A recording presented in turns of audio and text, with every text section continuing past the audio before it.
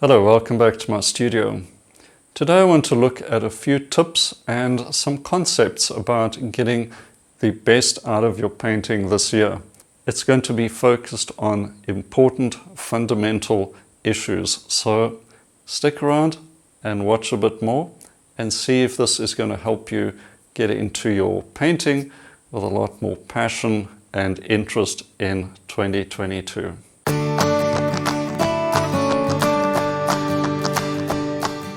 Now, one thing about approaching your painting subjects this year is understanding why you are picking a subject. Far too many artists are simply accepting any reference photo as a worthwhile subject to paint, and very often it's not.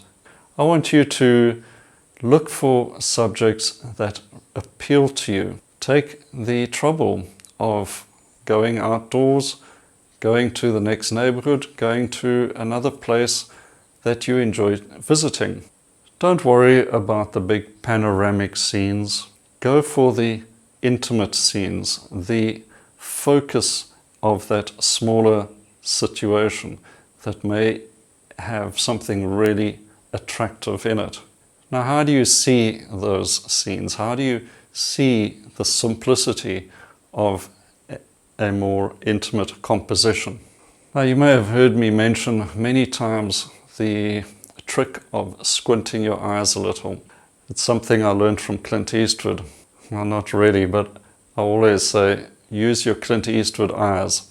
It's a way of making sure that you close your eyes slightly when looking at a subject. Just halfway, close your lids halfway and look at the subject. And most importantly, take your time. Give yourself a few seconds to see the details disappearing and the larger mass shapes showing up. The big dark shape that once was full of twigs and leaves and things like that is now a dark shape. And that is a whole area you can now paint on your canvas. And then there's the light shape, and then there's probably a couple in between. I talk about these things in most of my courses on values and how to simplify. Ask yourself what those shapes are and see if you can replicate those shapes on your canvas, in your sketchbook, wherever you may be putting this information down. So let's take a few moments and play around with this subject and then give it a try. If you are struggling with fiddling and creating little marks and perhaps overworking the painting, just try this technique and do it over and over and over again. It won't click the first time, but it's certainly the fifth time you may get that breakthrough. And this year, I want you to work towards getting an early breakthrough in your painting. Here's that scene we had a look at a bit earlier, and I want to focus on the big shapes. Try not to get caught up in all of these details in the building, for instance, the fence and trees, this little ladder shape down here. We don't want to get stuck with that right from the start. Instead, we're going to see where we can find big shapes in the trees, the foreground, and then add in the details that we want to put in. And that way we're going to eliminate all the fussing with a little brush and little unnecessary bits and pieces that end up with frustration and muddy paint. So apply the squinting technique, see the big shapes, and then we can get painting. A few extra yellows in my palette here, but pretty much the standard thing. Using some oils and getting started with the horizon line so I can relate all my shapes to that horizon line and simplify the composition from that point on. Just start off with one shape and then get into blocking those big shapes I was talking about. Have a look at your reference, keep squinting, look for the mass shapes. Pick those out. Start with the darks, that's always easiest. And of course we know that big dark shapes show up a lot of light. When you put that light in, it really pops because it's next to those big darks. Using ultramarine to start off with, swapping to a bigger brush to do this properly. That's always better to start with a larger brush. I'm using a number 6 bristle brush here. Bit of ultramarine and burnt sienna to get these good strong transparent darks. Put them in. There's some darks in the foreground, some more of that, and get a nice shadow in the foreground. That will show up the line of the grass a bit later. So in this demonstration, I'm really just focusing on this concept. I'm not going to go through the entire painting here. Something I deal with a lot more detail in my course, Learn to Paint with Impact. Making a good start and using big shapes. That's the key of this lesson. Even the trees, don't worry about details within that. Just get in the light, get in the dark, more or less the correct tree shape. And instead of painting little Christmas tree shaped symbolic trees like that, we don't want to get stuck with that. Just get in a general tree shape. Light in the foreground. Now I'm working on a toned panel, and you can see that yellow does react with the sort of warm burnt sienna tone as well. So keep that in mind. That's always an option you can use to add an extra bit of impact, especially with transparent colors.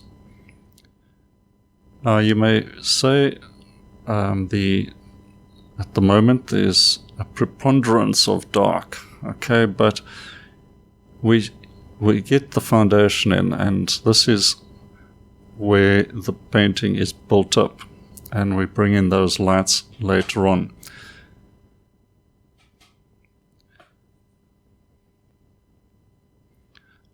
And now using a bit of cerulean and titanium white, a little bit of yellow, I'm going to block in the sky. So for the sky I do obviously add in white paint, but in the foreground and landscape elements below there's no white paint yet. You can see that concept in my previous videos where I try to keep the white paint out as far as possible until the second layer or so, but the sky would be an exception here. Lots of thick paint, just confident brush strokes, fairly vigorous brush strokes that creates its own rhythm and its own excitement in the shapes you're putting down. And I paint with shapes. There's no other way to really get around that. You've got to be in those shapes. And that's why simplicity is so important. The colors of the barn, a bit of burnt sienna with that light blue and some of that white, getting this sort of desaturated, sun-bleached color. Put that in. Once again, not painting the details, just putting down a flat shape of color. A hint of the shadow there. It's quite an important little shadow under the roof. So I'm just putting that in, but it's not, I wouldn't call it a detail quite yet. Those will come in the last stage of the painting. Going into the rest of the side of the barn, and then I'll go back into the darks and start putting in subtle details into those dark shapes and build up from there. Rather start from a big shape, work your way up to the smaller and lighter shapes. Also, you work your way up to the thick paint. I start off fairly thin, get the thick paint in on top of that. Let the brush do the work as well. Don't worry about or fuss about whether it's going to be accurate enough. See the shape, put it down, let the brush do its own work, let the paint play around on the canvas, react with other colors and do its own thing. You can always adjust later on, but You'll be amazed at the looseness, spontaneity, and energy that comes from this approach. Details like the fence, etc., coming in at the end stage. So the last quarter of the painting, bringing some lights in. It may be necessary to re-establish some of those dark shapes. You may have lost them along the way. Put them back in. I'd like to finish off a little figure to add a touch of life to the scene. But that's it. So start off bold and see where it takes you.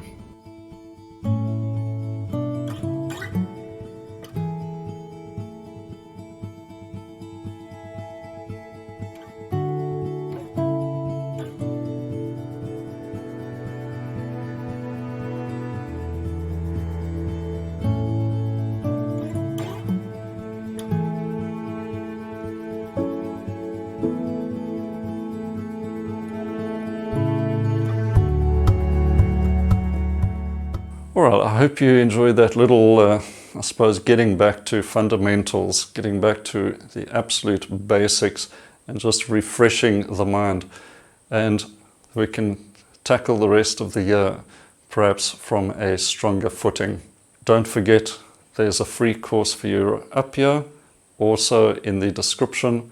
Check that out if you haven't already, and have some fun.